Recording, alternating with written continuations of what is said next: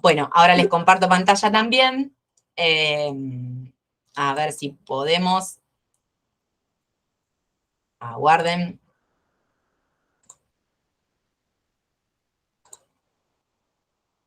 Esperen un segundo.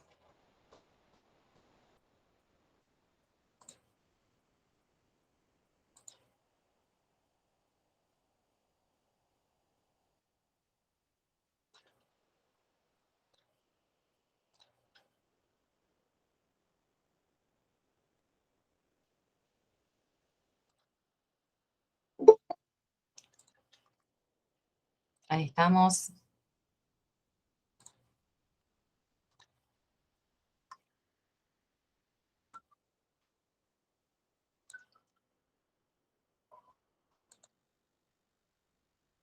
Esperen que no me está pudiendo levantar el PowerPoint, que siempre es un apoyo visual que nos permite. Aguarden, aguarden, aguarden. Esperen, que no me está respondiendo los mandos.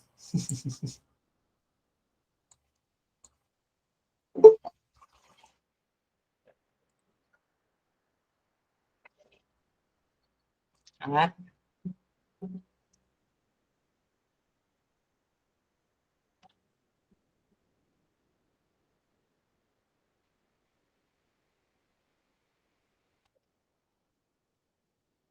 No me está apareciendo ahí el PowerPoint, por lo que veo, porque yo tengo la pantalla compartida, es cierto, ¿no? ¿No están viéndolo ustedes? No. Bien, aguarden. Aguarden, a ver cómo podemos levantarla.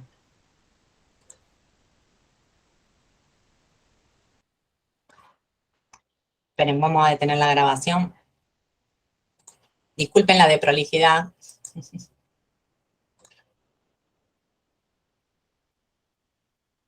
Pero no estoy pudiendo levantar el PowerPoint. Esperen un segundo.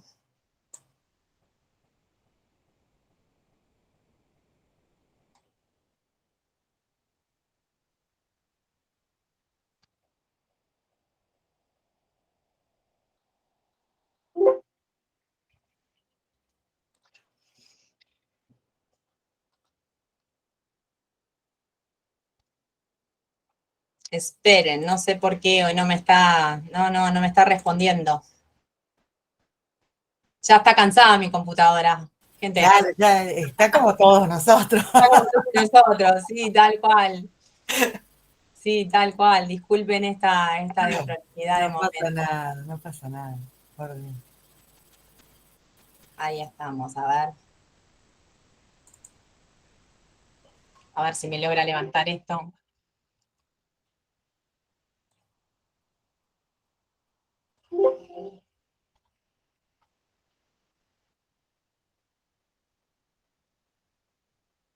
¿Qué está pasando?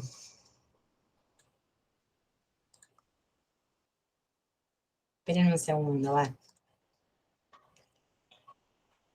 A ver si lo puedo levantar desde acá. No.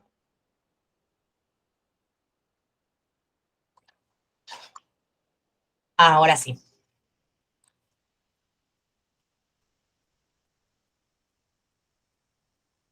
Ahora sí, ¿no? Sí, ahora sí, ahora sí. Bueno, perfecto. Bueno, entonces arrancamos nomás. Les decía que en función de los conceptos que nuclea el movimiento del análisis institucional, que son conceptos fundamentales como andamiaje de nuestra práctica, tanto del análisis ampliado como de la práctica de intervención desde el plano del socioanálisis, perdón, hoy vamos a trabajar con los aportes de Guattari, ¿sí? Reconocida figura, aguarden que yo, para darle, esperen un segundo. Sí. Tengo que bajar la PowerPoint, si no, no puedo. Reconocido filósofo, psicoanalista, formado inclusive con Lacan. Como yo les había también mencionado en oportunidades anteriores, también un militante político de extrema izquierda, un marxista disidente, él, digamos, autodefinido de esa manera, y que principalmente su producción intelectual siempre apareció entremezclada con su militancia política, concibiendo principalmente el pensamiento como una herramienta de lucha, ¿sí? De algún modo ahí lo vemos también emparentado con la producción de Foucault que citábamos, que trabajábamos en el encuentro anterior. Él planteaba, y lo vamos a recuperar a Félix Guattari, sobre todo, ¿se acuerdan cuando trabajábamos en la genealogía del movimiento a propósito de cuáles fueron esas instancias donde se va desprendiendo el análisis institucional de las prácticas grupales o inclusive de la dinámica propia del análisis organizacional para generar, gestar, producir, construir un concepto propio acerca de lo que es la institución, digamos, tratando de desprenderlo de esa noción de materialidad que remite al plano más organizacional o al establecimiento. Recuerdan, digamos, que habíamos trabajado esas significaciones. Félix Guattari, a propósito de esas experiencias en Laborde, en este hospital psiquiátrico de París, fue un activista y participó justamente del armado de lo que, recuerdan ustedes que lo habíamos tomado en términos de lo que era un analizador, la conformación de lo que llamamos la comunidad terapéutica, ¿sí? Y desde este enfoque de la terapia institucional, de la cual después él se va desplazando, ¿sí? De ese movimiento inicial de lo que se denominaba la terapia institucional, ¿se acuerdan que después también dirimíamos ahí, a partir del texto de la Passat, donde él diferencia los movimientos antiinstitucionalistas y los movimientos institucionalistas que de alguna manera conservan algo de la organización interna de los establecimientos y las modificaciones son al interior. En cambio, Guattari estaría más del lado de los antiinstitucionalistas, ¿sí? ¿Se comprende esto? Hasta acá, para recapitular un poco sobre temas que ya hemos trabajado. Entonces, él planteaba ahí, justamente, en el principio, digamos, de este texto de la transversalidad, que la terapia institucional tiene un compromiso sobre las problemáticas sociales, reales, y que principalmente él enfatiza la incidencia del significante social de la locura, plantea, sobre el individuo, que justamente en todo aparece, se plantea en todos los momentos y en todos los niveles. Entonces, dice, la terapia institucional tiene como un deber, de alguna manera una tarea, implicarse y tomarlo como una problematización. ¿Está? Entonces, ese es un poco el punto de partida desde donde este autor va a producir, digamos, a formular este nuevo concepto que es el de transversalidad. También, bueno, mencionar que del mismo modo que lo vimos con Luró y lo vimos también con Foucault, un activista que participó del Mayo francés, este movimiento contestatario sobre los poderes establecidos por el Estado moderno capitalista. Sabemos bien que este enfoque del movimiento institucionalista plantea justamente una crítica fundamental al modo de producción capitalista y principalmente lo hace desde esta fundamentación de dos teorías que es el freudo-marxismo, ¿sí? Y justamente a este movimiento del Mayo francés, él lo va a caracterizar como revolución molecular, que va a anunciar esa posibilidad de otros modos de subjetivación política y de lucha microsocial. Recuerdan que la semana pasada, cuando trabajábamos también con Foucault, planteaba justamente que ese era el lugar del intelectual específico. ¿Se acuerdan que fue un poco la idea con la que cerramos el encuentro de la semana pasada? ¿Sí? ¿Lo tienen un poco presente? Por favor, hagamos esto un poco más así dinámico. Contéstenme, ¿sí? ¿Lo tienen presente? Bien. Entonces, en función de esas experiencias, y digo, este apartado que yo cito acá en esta diapositiva, lo van a encontrar de esta manera justamente en ese texto que mencionaba que está en la unidad 7, el de la entrevista de Guattari, ¿sí? Digo para que ir situándolos también en los textos de referencia. Decía entonces que a partir justamente de estas prácticas y teorizaciones, van a marcar el inicio justamente de esta llamada, denominada corriente del análisis institucional, y podemos también interpretar que a él le pertenecen las nociones de analizador, ya vamos a ver que él lo formula de una manera diferente, los plantea como dispositivos de enunciación analítica, los vamos a ver, digamos, en particular esa noción está desarrollada en el texto de la entrevista, como les decía recién, el concepto de transversalidad, también por añadidura el de grupo objeto y grupo sujeto, y el de implicación. ¿Está? Entonces vamos a trabajar hoy con el desarrollo de estos conceptos propios de Guattari.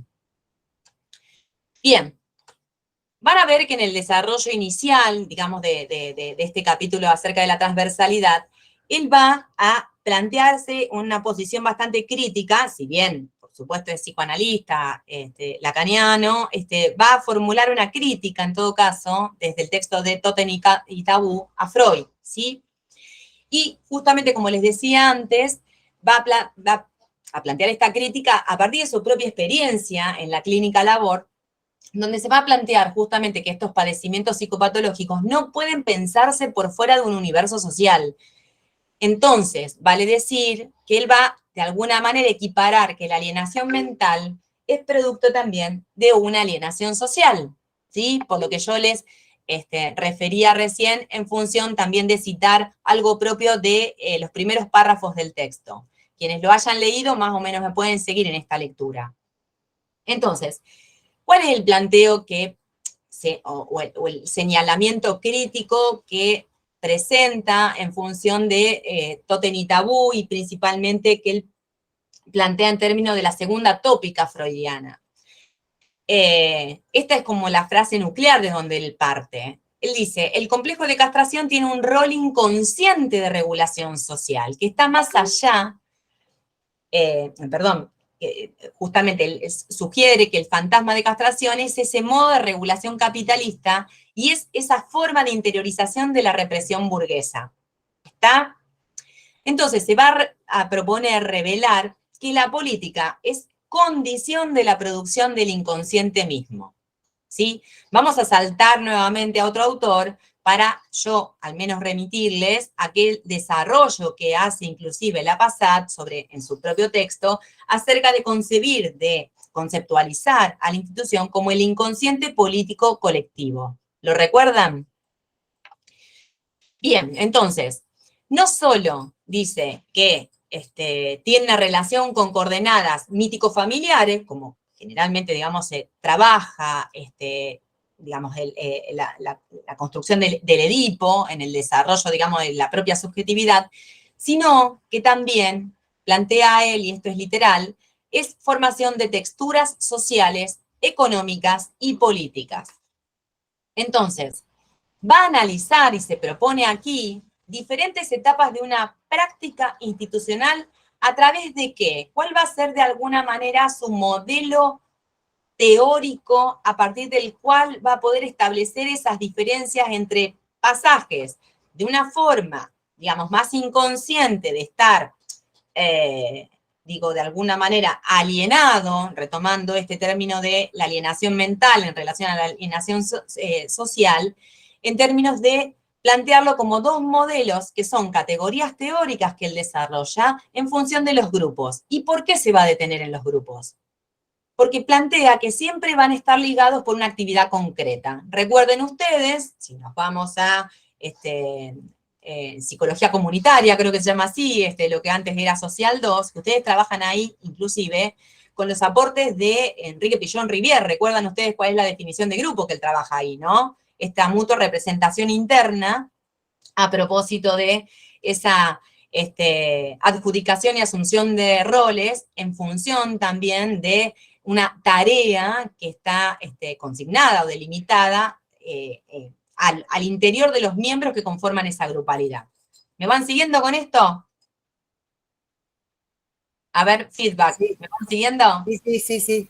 Bien, entonces, él va a tomar justamente el modelo de los grupos, es un modelo teórico, en esto quiero ser muy clara, también lo advierte él en su texto, porque plantea que, bueno, que toma digamos, las características, va a caracterizar a los grupos, porque tienen una perspectiva y un punto de vista sobre el mundo, ya que están vinculados a las instituciones.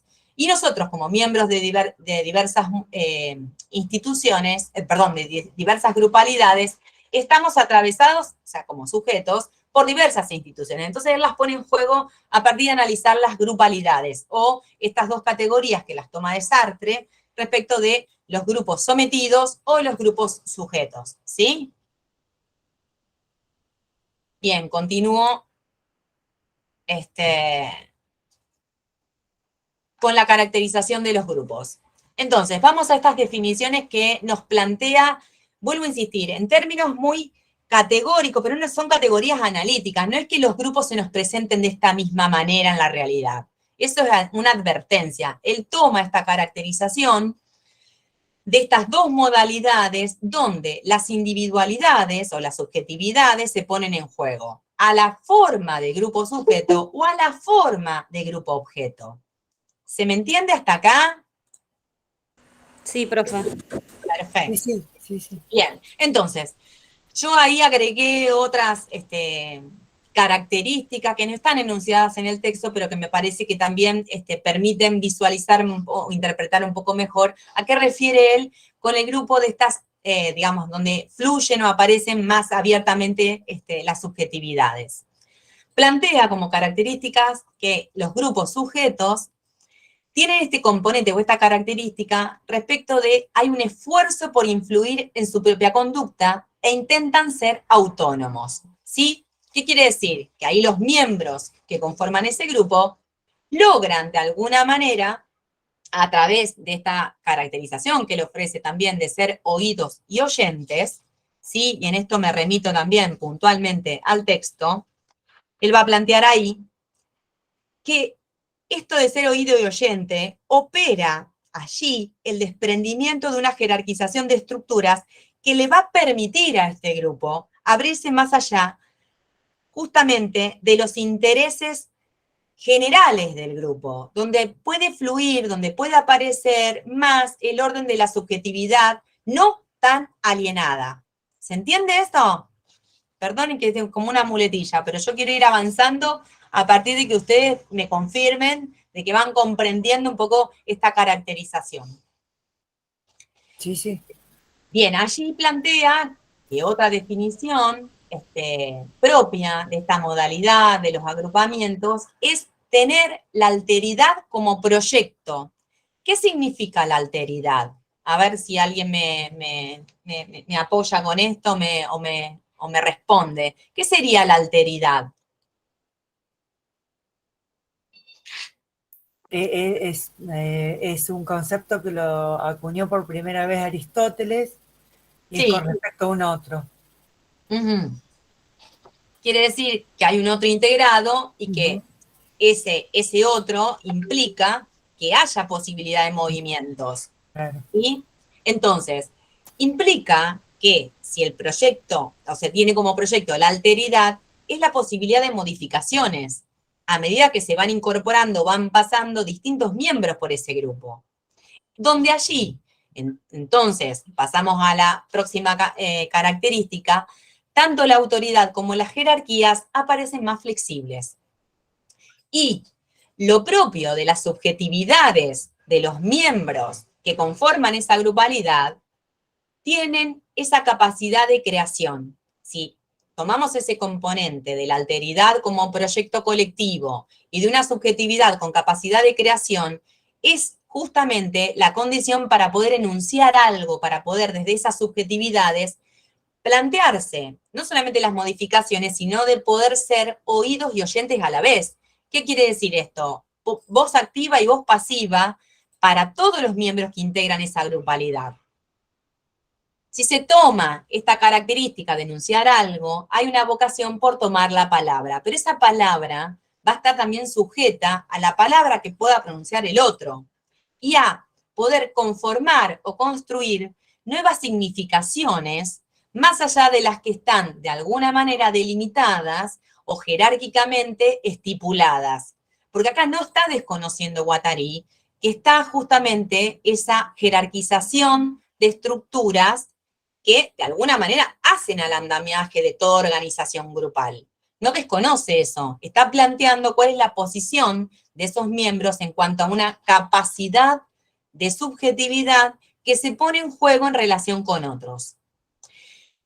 Entonces, también otra característica de esta forma de grupalidad es que son conscientes de su finitud. Si hay un proyecto que remite a la alteridad, también pueden pensarse como la muerte del grupo, que se transita un tiempo, se producen modificaciones, nuevas significaciones, inclusive se piensa como posibilidad la finitud, la desaparición del grupo. Quiere decir, justamente, y esta última característica, que son totalizaciones que nunca se cierran.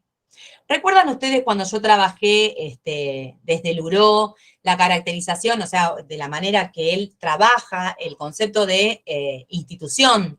¿Recuerdan que ahí, que era justamente con el esquema hegeliano acerca de la dialéctica en esos tres momentos? Recuerdan que yo mencionaba que la universalidad, bueno, lo refería al mismo autor, ¿no?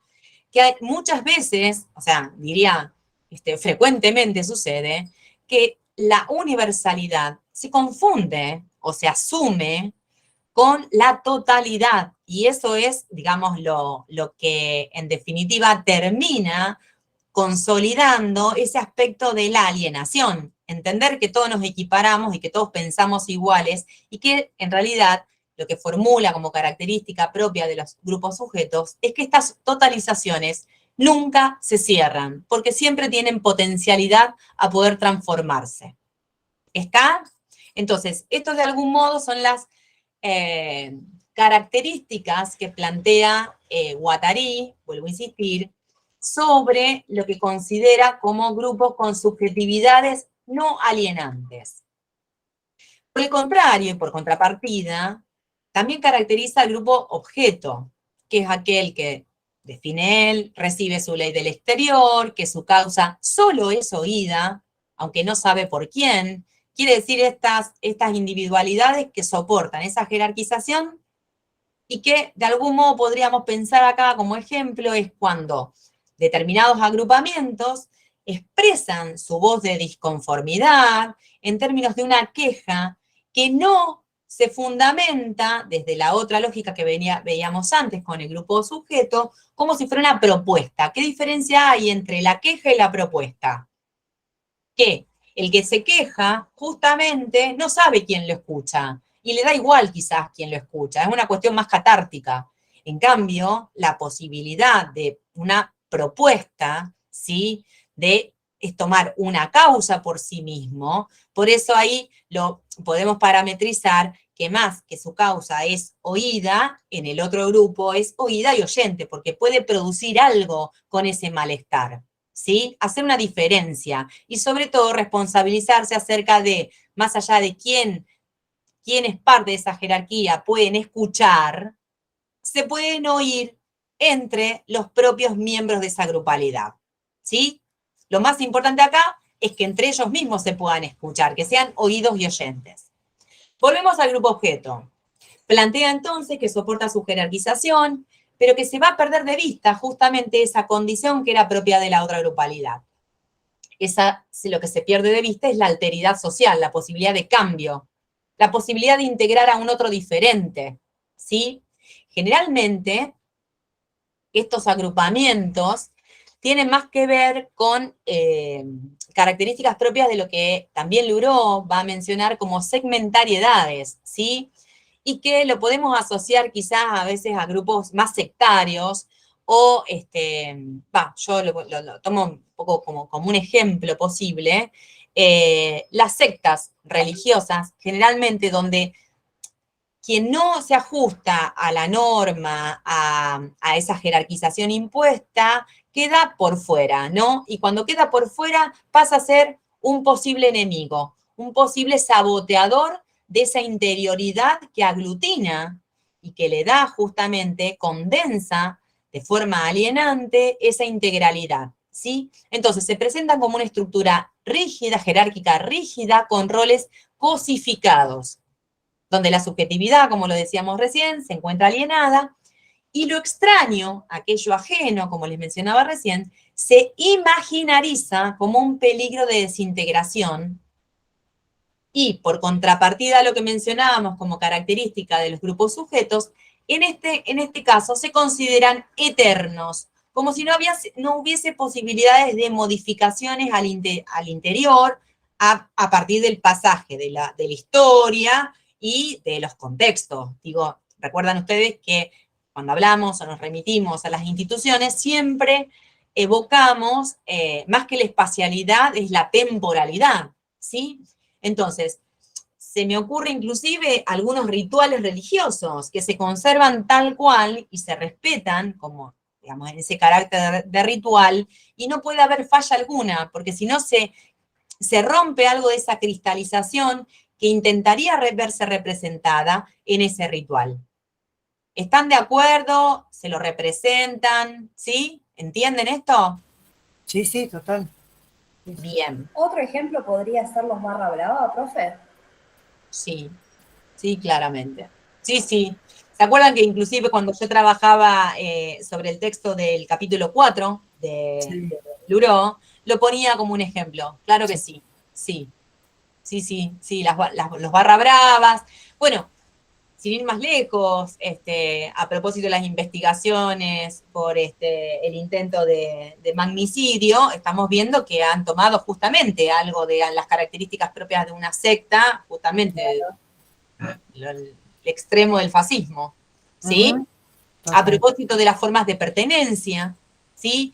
Y estos grupos se consolidan a partir de el uso recurrente de rituales, ¿sí? De simbología, inclusive de algunas prácticas que consolidan y que a la vez, digamos, lo que van barriendo es la posibilidad de una subjetividad creativa. No hay nada que innovar, se respeta, diría inclusive eh, las prácticas de los masones, ¿sí? Sin ir más lejos. Entonces, todo ejemplo, bueno, como vos lo planteaste recién, Rosángela, es válido. ¿Está? Se pueden representar, a ver, esto vuelvo a insistir, son dos categorías teóricas que él tipifica de esta manera.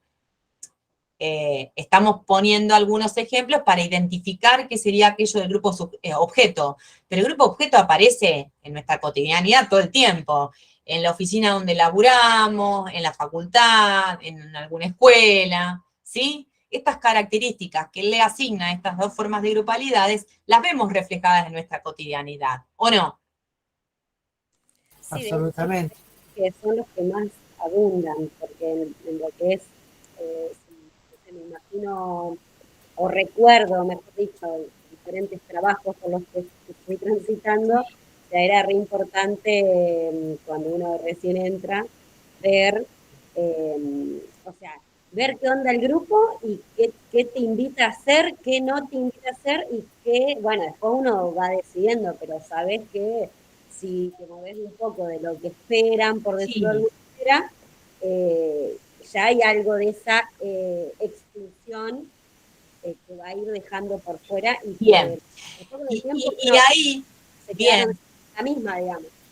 claramente, y lo que se pone en riesgo mayormente, y volvemos, digamos, al planteo original de este autor, que lo que se pone en juego ahí son esas formas de producción propias del modelo capitalista y de la burguesía. No, porque lo que se pone en juego, si vos no aceptás determinadas prácticas en un ámbito laboral, es como que, digamos, estás bajo amenaza de no seguir participando, de algún modo, ¿o no? Es a riesgo de perder esa fuente de trabajo y de ingresos, ¿sí? Totalmente. Bien. Generando, o sea, algo que uno prácticamente no se da cuenta, que es por el riesgo de la pérdida, automatizándose uno a determinadas cuestiones, que esto me parece que es como lo... Es tan perverso que juegan, es tremendamente perverso.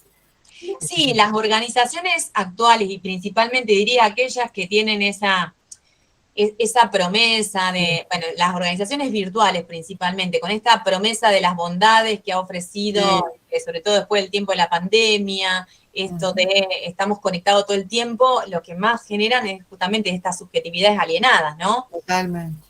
Con rituales, con formas de contener y sobre todo de formatear a los miembros de esas organizaciones, ¿sí? Total. De las formas de vestir, y no estoy hablando de usar uniformes, ¿eh? Estoy hablando, qué sé yo, ¿cómo se llaman los viernes que están como más relajados? El Friday Day, no sé cómo se llaman. La verdad que como no me parecen aberrantes, entonces Total. no incorporo eso No, no, yo léxico. ¿Está? me parece siniestro. Por eso, lo importante a los fines nuestros es que podamos, soy insistente en esto, estos dos modelos o estas dos categorías, tanto sea de grupo sujeto como grupo objeto, tener más o menos una idea de lo que caracteriza a una forma de agrupamiento y a la otra. En algunas yo diría que es más frecuente ver esta modalidad, esta caracterización propia del grupo objeto. ¿Está? Pero estas caracterizaciones las vamos a ver representadas en nuestra cotidiana de diversas maneras y en diversos ámbitos. Eso es lo importante para, en todo caso, poder interpretar qué va a continuar trabajando Guattari en este texto. Y porque en todo caso hace ese pasaje a presentar otro concepto que es el de transversalidad. Esperen que, a ver si ahora me asiste, ahí está. Va. Te hago una consulta, o sea, nosotros podríamos encontrar, no sé si encontrar, pero se pueden modificar, pasar de un grupo sujeto a objeto, de objeto a sujeto, ¿hay posibilidad? Eso me... Claro. Y bueno, Guattari en este texto lo que está presentando justamente no solamente una nueva categoría teórica, sino justamente él dice que la transversalidad es el objeto mismo de investigación dentro del grupo objeto para poder producir algo de ese cambio, ¿sí? Claro. Para poder producir algo de esa transformación. Es desde adentro, justamente. Claro, en realidad esto lo vamos a ver posteriormente, inclusive con Jacques Ardoy, ¿no? De cómo se ponen en marcha, cómo se ponen en juego estas herramientas creadas desde el movimiento, digamos, herramientas que son estos mismos conceptos, pero en principio no tiene que tener claro el concepto, pero ese pasaje a producir, digamos, de un grupo objetivante o objetivado, ¿sí? A una grupalidad donde aflore, donde pueda fluir una subjetividad con capacidad de creación y de, justamente, de autogestión, ¿sí? Es justamente lo que aspira o propone el movimiento del análisis institucional en sus prácticas de intervención desde el socioanálisis, ¿sí? Bien, bueno, nos quedamos un poco tipificando estos dos grupos, vamos a ver qué otras características hacen a estas formas de grupalidad, ¿sí? Él retoma entonces, dice, esta referencia va a llevar a Guattari a plantear la cuestión del sentido de participación del individuo en el grupo, porque ahora estábamos dando hasta el momento características generales de cómo se presentan estas dos formas de grupo. Pero él dice, ¿cómo es? ¿Qué le pasa al individuo al interior de esas grupalidades? Va a plantear ahí justamente que hay dos niveles de análisis que son importantes de ser pesquisados. Y estoy, de alguna manera, planteando ya una práctica de intervención. Dice, por un lado, aparecen los contenidos manifiestos que se ven reflejados en aquellos actos, no solamente en el decir, porque acá dice, es aquello, lo que es dicho y lo que es hecho, como contenido manifiesto. Y también los yerros en significantes que aparezcan con verbalizaciones que son incorrectas o no esperadas, o prácticas disruptivas por un hecho, por un comportamiento, digo, son parte de esos contenidos manifiestos. Como lo plantea Aisha Guattari también, son actitudes, existencias, y que se ven reflejados también en la existencia de líderes, de chivos emisarios, todo aquello que ustedes ya también han trabajado desde los aportes de Pillon Rivière, a propósito del ECRO, ¿se acuerdan? Bien, aparecen también los contenidos latentes, les decía. Por un lado tenemos los manifiestos y por otro los latentes. Y esto es lo más, quizás, difícil no sé si difícil, lo que implica justamente esa tarea investigativa que se propone el movimiento del análisis institucional. Esos contenidos latentes son justamente esos mensajes que aparecen y desaparecen, que son justamente esa demanda o que demandan ser descifrados. ¿Sí? Estas cosas que por situaciones de hechos concretos o por decires o actitudes que no se corresponderían quizás con la dinámica de roles y funciones, aparecen como una demanda a ser descifrado. E interpretar esas rupturas de sentido de estos fenómenos. Ahí él sitúa la aparición, la develación de ese inconsciente, perdón, de ese deseo inconsciente de grupo que está articulado, dice él, con su orden pulsional. Vuelvo a insistir, recuerden que él está trabajando acá con la segunda tópica, o sea, el orden pulsional, pulsión de vida, pulsión de muerte. ¿Está? Bien. Si continuamos justamente con el texto, él trabaja justamente cómo dilucidar estos aspectos que decíamos de los contenidos manifiestos y latentes. Y él decía, la estructura de las instituciones es siempre imaginaria, no tiene corporeidad. Les vuelvo a remitir en esta tarea inicial que se plantearon Guattari entre tantos otros colegas en las prácticas de la terapia institucional, de poder deslindar y diferenciar lo propio del establecimiento en términos de una materialidad para con lo que implica las instituciones puestas en función a partir de nuestra subjetividad, ¿sí? Entonces, estas estructuras de las instituciones son siempre imaginarias. Cuando uno ingresa a una escuela, ¿qué evoca, por ejemplo? Que hay un director, que hay un portero, que los alumnos tienen que estar todos sentados en un banco, que tienen que tener, no sé, su guardapolvo. ¿Esto se ve reflejado así? No siempre, ¿está? Pero sí evocamos algo de lo imaginario a propósito de las estructuras de estas instituciones. ¿Y cómo se ve esa estructura imaginaria? Cristalizada en ciertas articulaciones significantes, dice Guattari, a partir de sus modos de organización, del planteo de los parámetros de lo que significa la eficacia, el prestigio, la incapacidad o la capacidad, ¿sí? Las destrezas. Eso con los ejemplos que planteábamos recién, que ustedes compartían a propósito de recordarse o evocar situaciones en su propio ámbito laboral, me parece que muchas más explicaciones no necesitamos, inclusive hasta poder pensar nuestra propia facultad, nuestra propia, digo, todo lo que hace a nuestra institucionalidad dentro de nuestra casa de estudios, la facultad. ¿Está? Otra característica propia de estas estructuras imaginarias de las instituciones plantea que traba justamente esas capacidades de modificación, limitando toda posibilidad de un diálogo que las cuestione como reglas de juego. Son condiciones, plantea él todas estas, y por añadidura diría, por todo lo que recorrimos recién, propias para producir grupos sometidos o grupo objeto, ¿sí? Ahí clarifica, se trata de sujetos sometidos a un orden, a un mandato, a una jerarquización que tiene que ver con esta forma imaginaria de las instituciones. ¿Me van siguiendo hasta acá? Perfecto, profe, sí. Yo pido el reporte, ¿saben por qué? Porque yo no los tengo en pantalla, entonces... No hay problema. Por eso, hagamos un feedback, por favor. Me van chequeando, voy rechequeando a ver si me van siguiendo con el texto, o con, digamos, mi recorte sobre el texto y este autor. Entonces, él plantea que frente a esa estructura de las instituciones que es imaginaria, lo que se trata justamente, como decíamos en la imagen anterior, de pesquisar, de trabajar a propósito de estas demandas, es buscar, ubicar ese deseo inconsciente de grupo, que dice claramente, no es del orden de la palabra, pero que hace surgir síntomas que van a estar siempre articulados como un lenguaje. Y acá está sumamente lacaniano. ¿Sí? Bien.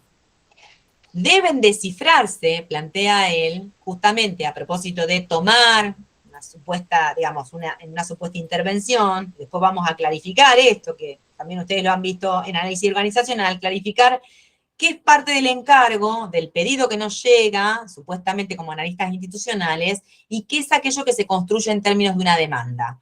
Acá aparecería justamente ese material que necesita ser descifrable o descifrarse para que aparezca, dice él, la palabra verdadera. Y esa palabra verdadera, por añadidura, viene con nuevos significantes, ¿sí? ¿O no? Ustedes que están así más a punto con Lacan.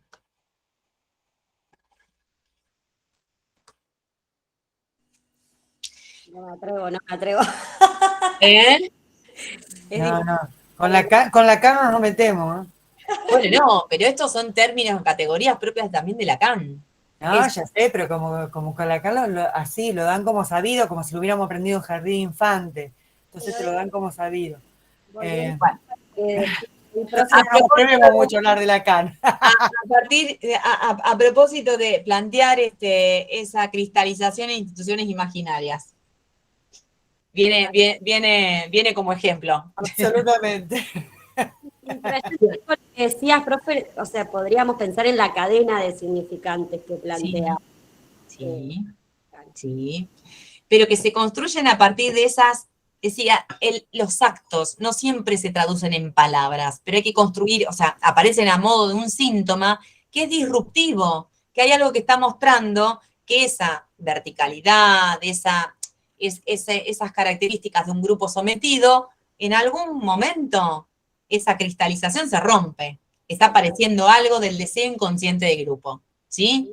Porque lo que se pone de manifiesto ahí es las subjetividades alienadas, ¿sí? O sometidas, como lo acabamos de presentar ahí a propósito de el texto de Guattari. Bien, entonces avancemos. Ese deseo inconsciente de grupo plantea que exige que se instalen medios institucionales particulares, quiere decir mediaciones simbólicas para poder construir y analizar el fantasma de grupo, que es un poco justamente este recurso propio de la intervención socioanalítica. Fíjense que acá retomamos, volvemos a encontrar con esta categoría teórica que es el analizador. Y para poder justamente producir esas mediaciones simbólicas a propósito de construir y analizar ese fantasma de grupo, se necesita generar un espacio donde se pueda dar entrada a las problemáticas que van más allá, dice él, de las contingencias relacionales. Quiere decir, amistades, enemistades, yo me llevo mejor con vos, con el otro, ¿sí? Para aclarar, y fíjense esta expresión, con otra luz, las cuestiones de organización. Ese modo de intervención simbólico es un analizador. Y vuelvo a insistirle que este autor, Guattari, posteriormente, el texto de la entrevista es posterior a lo plantea ya, no lo pone en términos de un analizador, sino como dispositivo de enunciación analítica. Ahí es más riguroso aún. Escuchen, dispositivo de enunciación analítica. Un enunciado que se sostiene desde un análisis como dispositivo. ¿Sí? Pero bueno, me estoy como adelantando. Sigamos con el texto de transversalidad.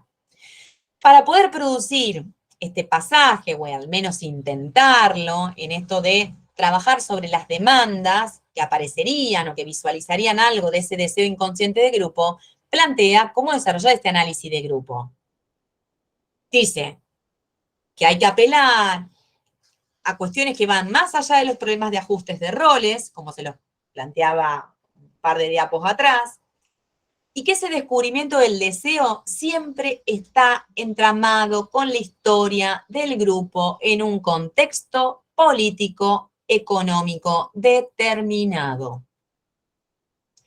Con el ejemplo que planteábamos recién acerca de por qué uno a veces tiene un comportamiento obediente frente a determinadas organizaciones laborales, decíamos, en esta coyuntura, uno no está para poner en riesgo una fuente de trabajo y, por contrapartida, una fuente de ingresos económicos, ¿sí? Cabe, entonces, pensarlo quizás desde ahí a este ejemplo.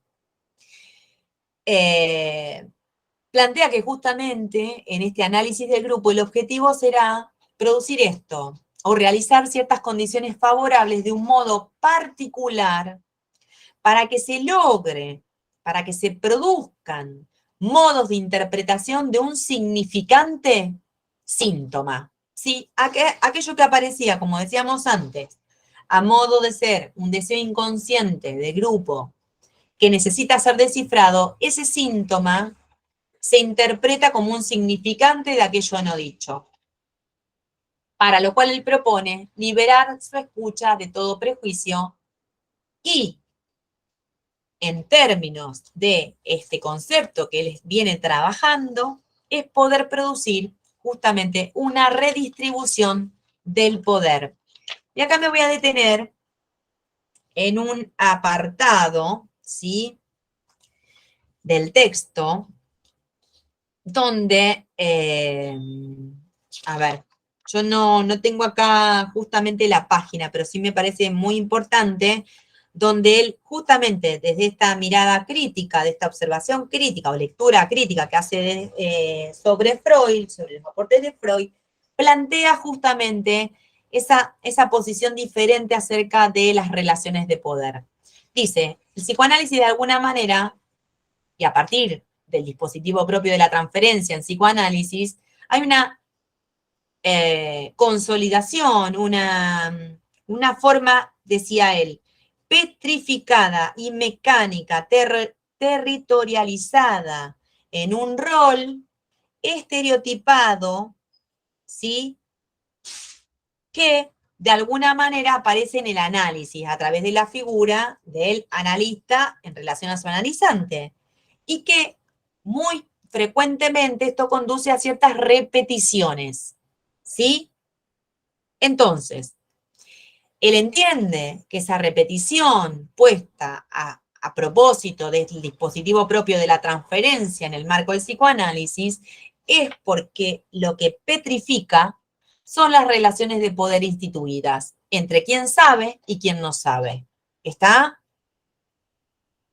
Entonces, lo que él plantea es, y podemos pensarlo también en esas contribuciones con Foucault, es justamente lo que romper esa asimetría entre poder-saber. Ustedes lo van a ver a lo largo del texto, que él presenta allí muchísimos ejemplos que hacen al interior de este hospital psiquiátrico, de la clínica, ¿sí? Yo no me voy a detener en esos ejemplos, me parece quizás más importante actualizar estos ejemplos, presentar ejemplos de nuestra actualidad, pero me van siguiendo en esto de esa definición, porque por eso él dice, no vamos a trabajar desde la lógica de la transferencia en psicoanálisis, sino propongo otro concepto, otra construcción, a lo que él llama transversalidad, ¿sí?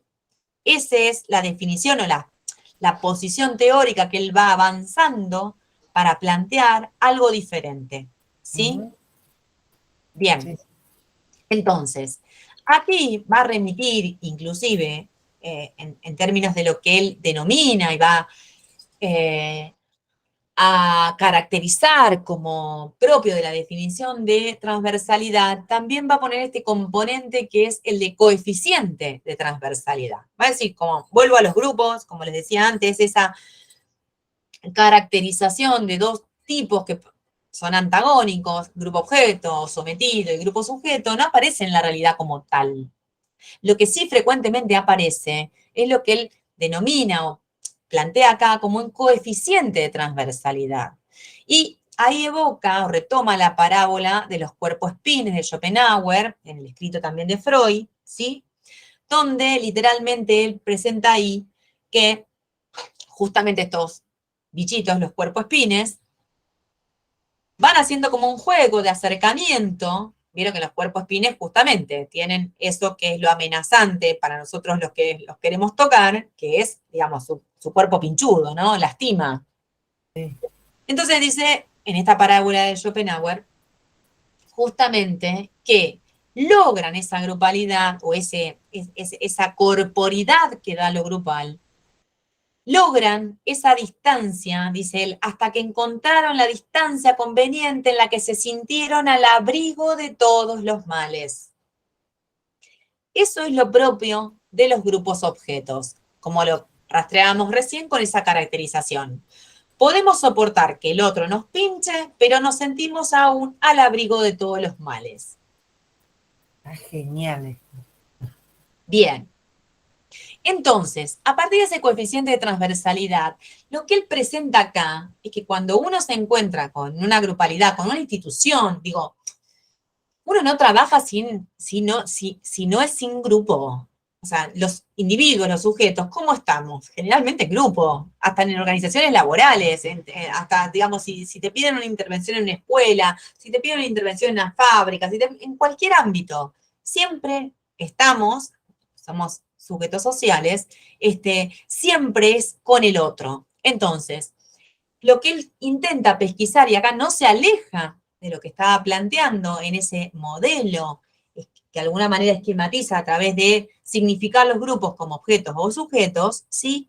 Es ese grado de ceguera de cada miembro del grupo en relación a los otros. Y dice, para poder producir algo de esa autogestión, de esa transformación, de esas subjetividades al interior de ese grupo, como miembro del grupo, ¿sí? Esa modificación o posibilidad de transformación se logra o podría efectuarse mediante el trabajo en dos niveles diferentes. Uno, un nivel de redefinición estructural del rol de cada miembro dentro del grupo, ¿sí? Estructural, redefinición estructural del rol de cada miembro en el grupo, y una posterior, diría, o conjuntamente, reorientación del conjunto. Porque si no, nos quedamos con una patarrenga. Si solamente rediseñamos una estructura organizacional que reasigne roles y funciones a cada miembro y no pensamos la reorientación del conjunto, no hay transformación posible, ¿sí? Porque la transformación o modificación tiene que ver con la posición subjetiva que tiene cada uno de los miembros al interior de esa grupalidad. Si no, nos quedamos en ese modelo tan hermosamente descrito con esta metáfora o la parábola de los cuerpos fines planteada por Schopenhauer. ¿Se entiende esto? Sí, sí. Sí. Bien. Por eso mismo va a avanzar justamente. Intento que registren esto. El coeficiente de transversalidad no es otra cosa que seguir hablando de transversalidad, y lo que él pesquisa ahí, o lo que él plantea como posible pesquisa, cuando uno, de alguna manera, como analista, interviene en algún espacio en particular, lo que ahí, en todo caso, se plantea o se puede pensar o reflexionar o pesquisar es ese grado de ceguera, vuelvo a insistir, de cada miembro al interior del grupo. Y la transversalidad, justamente acá viene con su definición, será entonces esa dimensión que pretende superar la pura verticalidad y la simple horizontalidad. ¿Qué nos quiere decir Guattari con esto? Pura verticalidad, el orden jerárquico de la organización en la que yo me encuentro. Pero también existe esa simple horizontalidad que de hecho en el texto él remite, dice algo así como que en los pasillos cada uno se arregla como puede. Claro. Y ahí él plantea esta lógica entre los enfermeros, los pacientes, ¿sí? Entonces, esa dimensión de la transversalidad pretende superar esas dos coordenadas, ¿sí? Tiende, dice él, a realizarse cuando una comunicación máxima se efectúa entre los diferentes niveles y sobre todo en distintos sentidos, que es producir otros sentidos, el producir estos nuevos significantes que recorren o que son construcciones propias de esas subjetividades en esa grupalidad. Esta comunicación máxima no significa que todos hablen con todos, porque sería una entropía imposible. La comunicación máxima estaría dentro de esta caracterización que él hace a propósito de los grupos sujetos, en esto de ser oído y oyente. Y la comunicación máxima no siempre se traduce en palabras, sino en hechos, en comportamientos, en silencios, ¿sí? Y esto refiere a no solamente diferentes niveles que de alguna manera se remiten a esta verticalidad y la horizontalidad, sino principalmente a poder producir nuevos sentidos, distintos sentidos, como parte de esas subjetividades que están transitando, que están atravesadas por esa institución y que son las mismas que pueden seguir reproduciendo esas formas instituidas o producir algo diferente que sería lo propio, como lo hemos visto con Luró, algo de ese carácter instituyente. ¿Van entendiendo así como de algún modo se van articulando los conceptos de los distintos autores? Sí. Bien. Termino con esto, Rocío, y te escucho. Dice, fíjense lo que yo les mencionaba antes, es el objeto mismo de la investigación de un grupo sujeto. Y es la única posibilidad en modos de intervención que podría acompañar ese pasaje de un grupo sometido a un grupo donde las subjetividades no estarían alienadas o lo menos posible. Condición necesaria, como les decía recién, para que todo grupo tenga la palabra y escape de la sujeción que caracteriza propiamente a la verticalidad. Recuerdan ustedes que dentro de las características del grupo objeto estaba que responden a la jerarquización, ¿sí?, impuesta, y que solamente es oyente, ¿sí? O que en todo caso, cuando se pronuncia en su queja, no sabe quién lo escucha. ¿Se entiende entonces un poco la propuesta de este concepto en función de haber analizado esa tipificación que contrasta de dos formas de grupalidades? Sí. ¿Está? Entendiendo cada vez más, digamos, o sea, la primera vez que, bueno, en mi caso, que escuché Ah, ¿me va entendiendo? No, sí, profe. Bueno, perdón, me había levantado la mano, ahora te escucho, Rocío. Profe, yo tenía duda porque a mí me pierde un poco en la parte en donde habla de fantasma de grupo. Mm. No entiendo si hay que, en realidad no sé cuánta importancia hay que darle, ni tampoco entiendo mucho por dónde quiere ir en esa parte. Bueno, lo que yo refería hace un par de diapos atrás es eso. Lo del fantasma de grupo tiene que ver cómo aparece esa ruptura de un sentido a través de ese deseo inconsciente de grupo, que son ese material que demanda ser analizable, y que ese fantasma de grupo está sostenido en esas formas imaginarias propias de las instituciones, que estaba cristalizada de acuerdo a lo que se espera de los individuos en esa organización.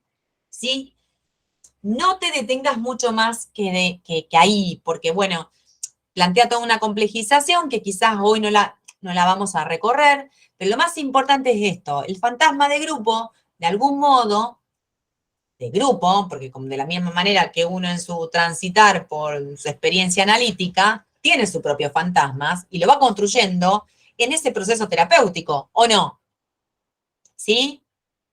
Para, en todo caso, ir atravesándolo en la medida también de poder deconstruirlo, o en todo caso, asumirlo, ¿sí? Bueno, lo mismo en términos de una grupalidad, lo cual es mucho más laborioso, porque ahí justamente lo que pone en juego, a propósito de este concepto y de una forma de interpretar y de trabajar en las grupalidades o en las instituciones, es acompañando a esos sujetos que conforman grupalidades al interior de las instituciones en transitar algo de esos fantasmas grupales. Que, por ejemplo, si viene al caso, como lo planteábamos recién, esto, me van a echar si yo no hago tal cosa.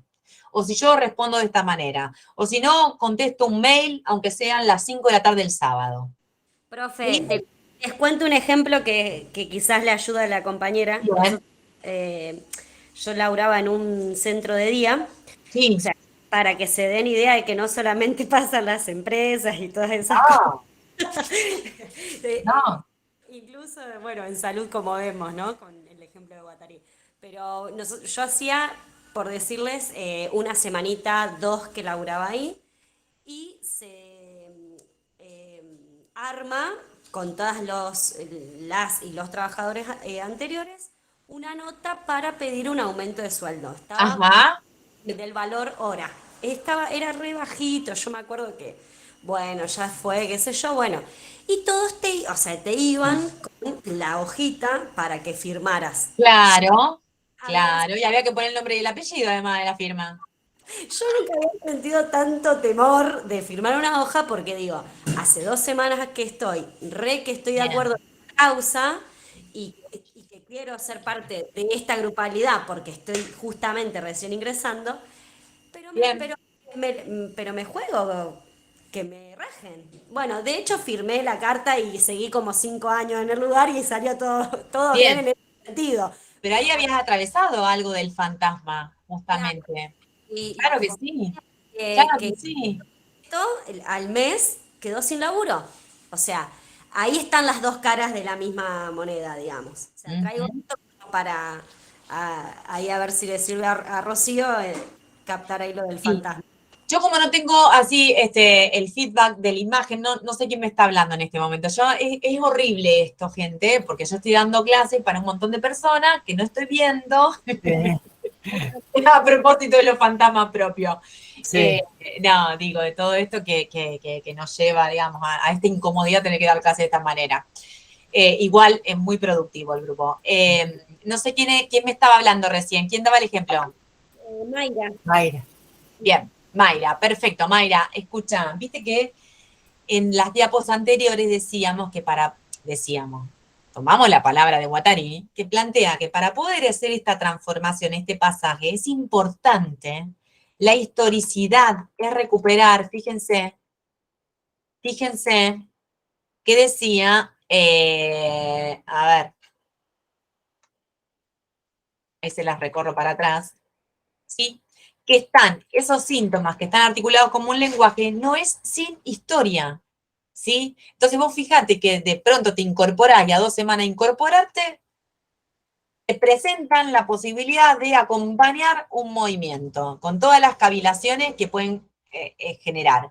Pero fíjense justamente que él los refiere que lo más importante es poder construir, historizar, justamente, fíjense, el descubrimiento del deseo está entramado con la historia del grupo en un contexto político y económico determinado. ¿Está? Entonces, nosotros que trabajamos, los analistas institucionales, justamente desde esas coordenadas, no solamente de esto de ir más allá de la verticalidad o de la simple horizontalidad, no, trabajamos con la historicidad de justamente esos miembros, esos sujetos que consolidan, que construyen y que sostienen la institución. De esa forma, la reproducen o pueden producir una condición diferente, con el ejemplo que vos trajiste, ni hablar, ¿sí? Eso de poder transformar determinadas condiciones que hacen a cobrar dignamente por los servicios prestados y, en todo caso, sentir que estás a merced de... ay, disculpen, ¿ustedes están viendo lo mismo que yo? No, No, profe. se me cambiaron ahí, se me cambiaron las imágenes. Está Sí, profe. muy válido el ejemplo. Perdón. Una consulta más. Quiero en realidad consultar a ver si puede ser posible lo que planteo o estoy diciendo cualquier verdura. Cuando decimos de esta cuestión del síntoma y de la ruptura de sentido que nace en un grupo, o sea, estaba viendo también en las diapositivas que hablaba de que para analizar esta cuestión, habla de un modelo de intervención en relación a un analizador. Y yo pensaba, o sea, esta cuestión del síntoma puede aparecer como un analizador espontáneo. Sí, sí. Digamos, el analizador espontáneo, como lo veíamos inclusive con Luró, que yo les dije, eso es como una caracterización secundaria. El analizador es lo que pone en función justamente lo que detona esta posibilidad de hablar, de construir otros sentidos. ¿Sí? Claro. Sí, sí.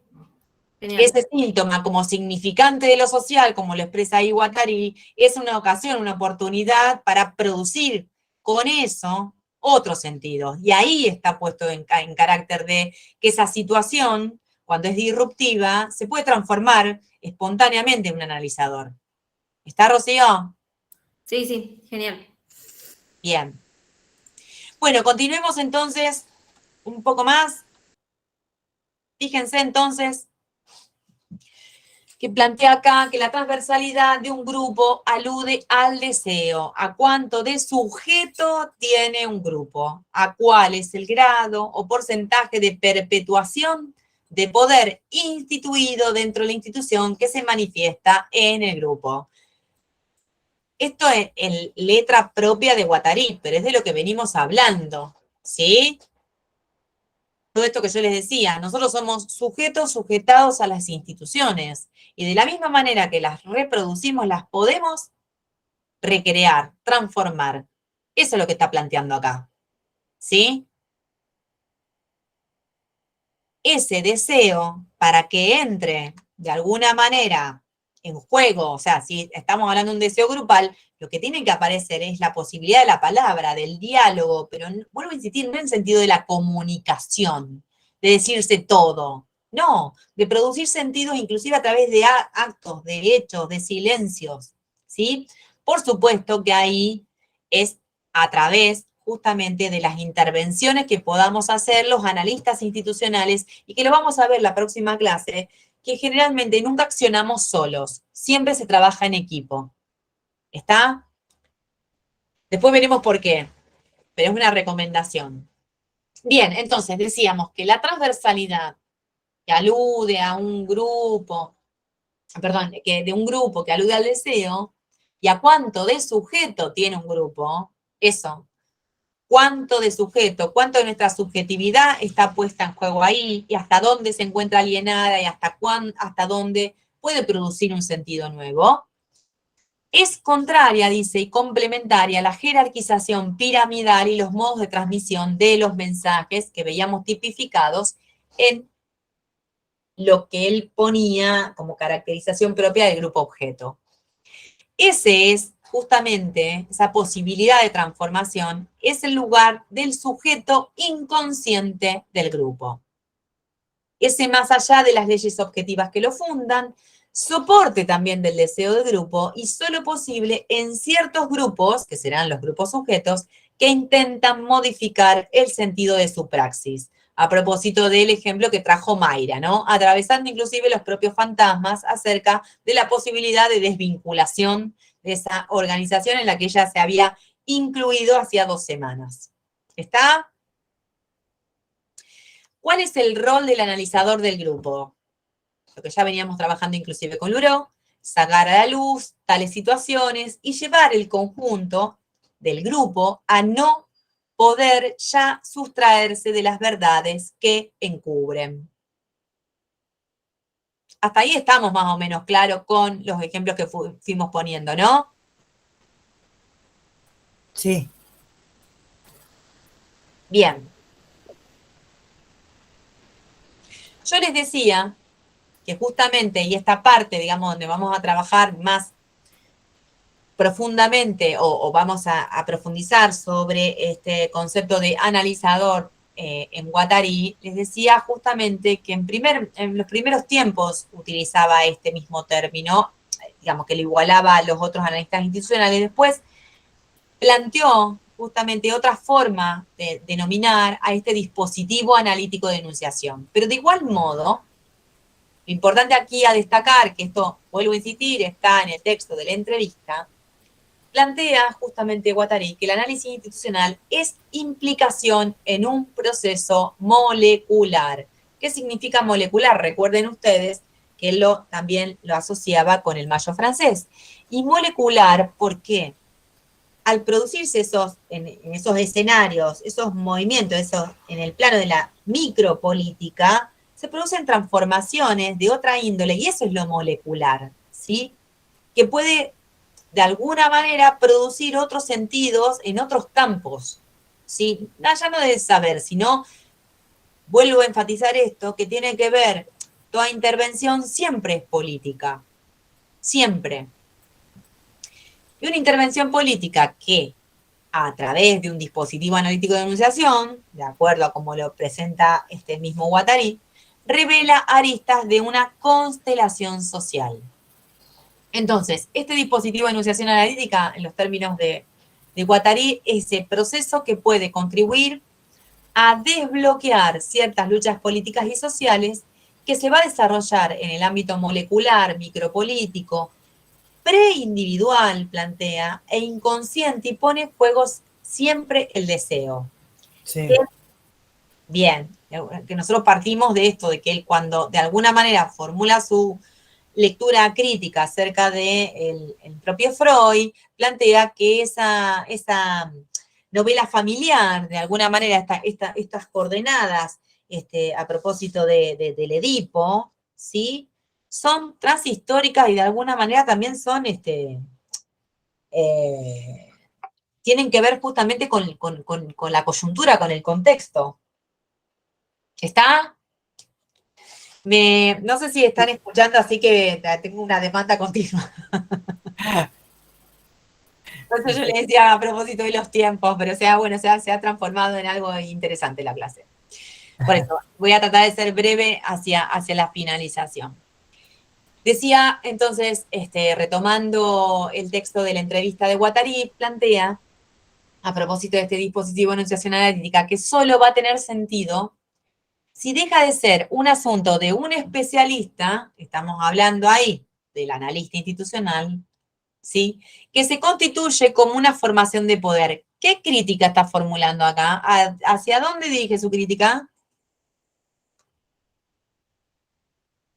¿Se representan? Hay una crítica implícita al modelo de intervención del análisis organizacional, porque el lugar del analista organizacional de alguna manera se instituye como un especialista que viene de alguna manera a remoldear, a reubicar, en términos de las lógicas del poder y de la comunicación, aquello que vertebra al interior una organización. Pero él dice que si uno inviste ese lugar de especialista, se constituye como una formación más de poder. Claro. Entonces, por eso plantea el concepto de transversalidad, porque lo que derrumba ahí es esa asimetría entre saber y poder, que piensa críticamente en el modelo de la transferencia en análisis entre el analizante y el analista. ¿Está? Claro, sí, yo pensé en los intelectuales, en el lugar específico, ahí va. Exactamente. Este sería el lugar más asociable con lo que presenta Foucault, que lo vimos la semana pasada, como el intelectual específico. Claro. Y plantea que dependen de cierto funcionamiento social, económico, institucional, político, micropolítico, que es concerniente a los individuos o grupos, como también plantea él a componentes socioeconómicos, tecnológicos, ambientales, en un espacio y tiempo determinado. Eso es la complejidad propia de pensar la intervención en términos del análisis institucional o del socioanálisis, ¿sí? Es que no es solamente la coyuntura transitoria de esa grupalidad en determinada organización, sino que se trata justamente de una intervención política, ¿sí? Donde todas estas coordenadas que tienen que ver con lo económico, con lo político, con lo coyuntural, toman entidad permanentemente porque son parte de lo constitutivo de nuestros fantasmas. Y ahí retomo el ejemplo que nos facilitó Mayra, ¿sí? Sí. Bien. Entonces, este dispositivo de enunciación analítica, como lo presenta Guattari, pretende que la gente hable. Como yo le decía, pero hablar no es simplemente abrir la boca y decir, no, es producir sentidos.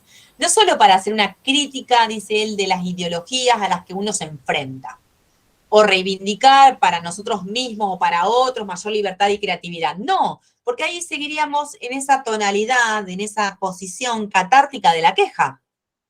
Sino busca que estos grupos, mediante la palabra y de poder transitar esa experiencia de ser oídos y oyentes, en principio entre sí mismos, también produzcan, ¿sí?, medios técnicos materiales que logren modificar los modos, dice Guattari, colectivos de semiotización, producir otros sentidos, otros significantes. Entonces, la implantación de este dispositivo específico, digo, dispositivo de enunciación analítico, siempre singular, de enunciación, de intervención micropolítica, aclara él, abre la posibilidad de una práctica que sea a la vez análisis, cambio y transformación. Esto es lo que conduce a la autogestión de las instituciones o en principio de los miembros que consolidan, que construyen, que sostienen esas instituciones. Entonces, el análisis será o consistirá en articular o hacer coexistir. Fíjense, coexistir, esto es producir los otros sentidos. Ni unificar ni homogeneizar, ni que todos pensamos lo mismo, ni que digamos lo mismo, sino lograr que se comuniquen transversalmente los diferentes discursos. ¿Está? Sí. Total. Profe, o sea, recordando ese momento y ese ejemplo, justamente lo que después fue quedando con el Escucha, te escucho muy saturado el volumen, por eso no alcanzo a percibir lo que me decís, perdón, ¿eh? No, por favor, a ver qué te digo.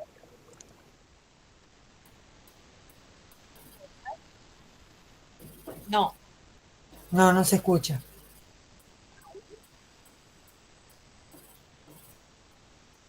Ay, no sé qué pasó. A ver, ahí sí, Mayra. Ahí sí. Sí. Ahí va.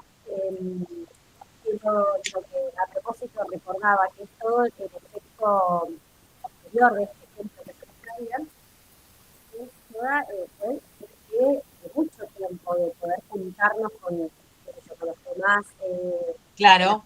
digamos, del grupo, poder conversar y que después Mantener una estrategia. claro, y a esto de lo político, ¿no? Que por ahí creo que está bueno pensarlo también como parte del grupo, y para mí al menos fue como redactor, pensar, bueno, desde qué postura política nos paramos cada uno y qué llevamos al grupo. Claro. Justamente no es agarrar a hablar, decir si estamos, después pienso, por ejemplo, en reuniones posteriores que estábamos con directivos y se tocaba y no todos lo que firmamos la carta decimos, ay no, sí, hispanos, o al final nos Claro. No, hubo toda una puesta en juego ahí de las opiniones, de las posturas, de cómo, o sea, todos con nuestros propios fantasmas, obviamente, porque Claro.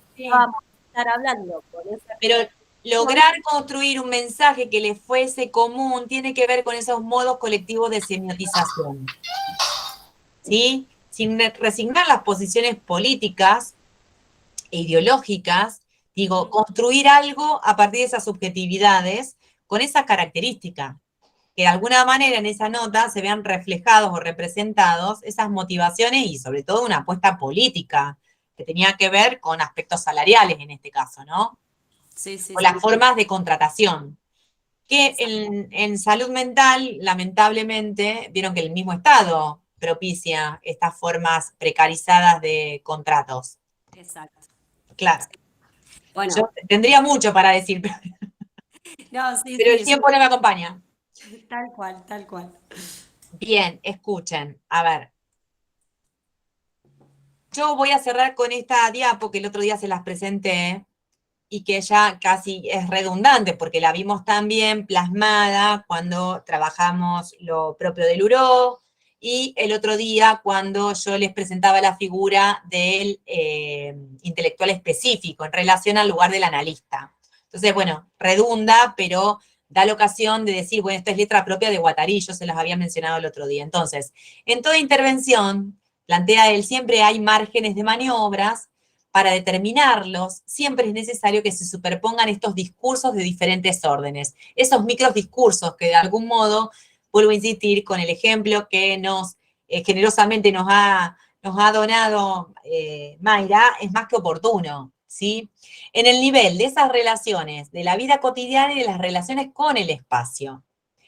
La interpretación para nosotros los analistas nunca va a ser neutra. Ya les dije que esa posición imaginaria de la objetividad, de la neutralidad, la corremos. Al contrario, se trata de nosotros trabajar con nuestras propias implicaciones, ¿sí? De la misma manera que en toda intervención nos hayamos comprometido del todo, ¿sí? No caer en esta trampa de pensar en la neutralidad, sino procede uno, las intervenciones del analista, siempre es desde una posición política ideológica. Inclusive en el escenario, como lo planteaba el mismo Lapasad, desde su propio sexo, desde su propia corporeidad, somos sujetos implicados. ¿Está? Entonces, siempre uno se está comprometido y se debe tomar conciencia de ello para poder contribuir a nuestras propias intervenciones que sean los menos alienantes posibles. Primero para uno mismo y después para el entorno. Ujú. Entonces, no es callarlas, es transitarlas, enunciarlas, poder decirlas. Y eso quizás es posibilitador para que se produzcan estas significaciones en otros sentidos de los propios sujetos que construyen, que consolidan ese plan institucional. ¿Sí? Entonces, la micropolítica consiste en hacer presión, dice claramente Guattari en el texto de la entrevista, a favor de un proceso de desalienación o de liberación de esta expresión a través de esas líneas de fuga, de puertas de salida, con respecto a las estratificaciones sociales opresivas. Refiero nuevamente a esto de que el proyecto propio de los grupos sujetos es la alteridad y a no temer por la propia desaparición, inclusive la muerte del grupo, en esa alteridad. ¿Está? Sí. Bien. Entonces, el análisis institucional hacia dónde se orienta, hacia la autogestión de las instituciones. Quiere decir que nosotros intervenimos en determinado momento, después lo veremos con cómo lo plantea Jacques Ardoino, pero es justamente producir algo de ese cambio que luego gestionen los propios miembros de la institución. Nosotros entramos y salimos, ¿sí? Y esa entrada y salida tiene que producir algo de aquello que quede en movimiento por sí mismo, que quede en movimiento a través de los propios sujetos que sostienen esas instituciones, ¿sí? Y que las pueden transformar desde esa propia interioridad. ¿Se entiende? Sí. Bien, bueno, a propósito del tiempo que me está corriendo, y de un cierre que con una recomendación. Les propongo, no sé si en algún otro espacio de práctico lo han visto, pero bueno, hay una película que en realidad es un documental de Ana Cutuli del año 2004, creo, que presenta justamente a partir del testimonio de quienes colaboraron, contribuyeron y trabajaron en lo que son las comunidades terapéuticas de la experiencia acá en nuestro país, ¿sí? Y yo sobre eso quería justamente plantearles que nosotros en nuestro país hubo justamente estas experiencias de comunidades terapéuticas que surgieron a partir del Plan Nacional de Salud Mental y fueron desarrolladas en la dictadura de Onganía. Fíjense qué atrevimiento y qué apuesta, ¿no? La verdad. Una de ellas se dio en Lomas de Zamora, en el Hospital Neuropsiquiátrico José Esteves, y en el año 68, a través de el que estuvo a cargo, digamos, de la conformación de esta comunidad terapéutica, es el doctor Grimson, que se hace cargo justamente de lo que se llamó, o la dirección de lo que se llamó el Centro Piloto del Hospital José Esteves, justamente, con un equipo interdisciplinario, una forma nueva de trabajo como comunidad terapéutica al interior de un hospital psiquiátrico. En simultáneo, en el año 69, el doctor Camino, otro psiquiatra, se instala también en Federal, una localidad muy pequeña de Entre Ríos, y ahí también formula, digamos, a pedido después, por eso los invito a ver este documental, donde justamente en un cuartel de caballería, él monta justamente el Hospital Ciudad Colonia Federal, que fue otra comunidad terapéutica que se llamaba Colonia Federal, donde se trasladaron allí pacientes del Hospital Borda, del Moyano, y también de otros hospitales psiquiátricos del interior del país. Ambas experiencias tuvieron poco tiempo de vigencia y desarrollo, dejaron mucho aprendizaje y sobre todo el registro de esta directora, Ana Cutuli, es por demás de elocuente para poder pensar justamente como un recurso, en todo caso didáctico, para poder pensar todos estos conceptos que venimos trabajando a lo largo de las clases. Entonces, yo les planteo, digamos, como, inclusive, si quieren véanlo en estos 15 días que no nos vamos a ver, los invito, ustedes googlean, es de acceso libre y gratuito, este documental está disponible a través de YouTube, me parece. Y bueno, y ahí van a ver, qué sé yo, está Lucila Edelman, Diana Cordon, Grimson, el doctor Caminos, y van a testimoniar justamente cómo fue construir esta experiencia, qué sucedió, van a ver a pacientes testimoniando. Digo porque allí lo que se pone de manifiesto, quizás en términos del concepto de transversalidad, es propio, sobre todo en la experiencia de Caminos, que es la más elocuente, porque allí también participan pacientes que en su momento, externalizados ya, obviamente que es muy interesante eso, pero fíjense en el momento de que él plantea una asamblea semanal, donde de alguna manera le da la voz y el sentido a los propios internos, pacientes, de tomar esa posición activa en su propio proceso de cura, como lo veíamos en el movimiento de la genealogía, ¿se acuerdan de la genealogía? Sí. Bien. Entonces, los invito a ver, porque Para mañana tenemos que ver, por ejemplo, el documental Comunidad de Locos. ese mismo es. Ese, bueno, para mañana lo tenemos que... Bueno, trabájenlo, si pueden, los espacios de los prácticos, y si no lo ofrece el mismo docente del práctico, véanlo, y en todo caso, el próximo encuentro que tenemos que trabajar, lo de Arduino, nos va a resultar quizás un material analizable. Esto, que más que traer ejemplos propios o invitarlos a ustedes como lo hizo Mayra hoy, es poder trabajar justamente desde este documental, ¿sí? Es muy elocuente, muy interesante, sobre todo porque trabaja aspectos de lo que es la salud mental en el año 68, 69, les vuelvo a decir, y frente, digamos, bajo la dictadura de Onganía. Sí. También, justamente, a propósito de lo que trabajábamos hoy con Guattari, es justamente cómo hacer como estos intersticios a partir de las prácticas de la micropolítica en un momento complejo, más que complejo. ¿Está? Sí. Así que bueno, les dejo la invitación abierta. Si pueden, véanlo en estos 15 días y nos encontramos el próximo 17 de octubre, ¿sí? Lunes 17, para trabajar en la última clase previa al parcial con el texto de Jacques Artoino. ¿Está? Profe, tengo Sí. una pregunta sobre la consulta de mañana. Quería saber más o menos hasta qué hora estaba, porque a las 10 yo tengo el práctico. Generalmente termina temprano, pero no sé hasta qué hora usted está disponible.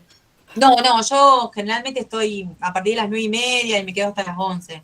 Generalmente estoy en el bar junto con Víctor. Ah, bueno, pero puede ser un poco más temprano, a las 9:30, que esté. Sí. Ah, bueno, voy a intentar entonces llegar más temprano. Gracias. No, de nada, de nada. Bueno, voy a detener la grabación.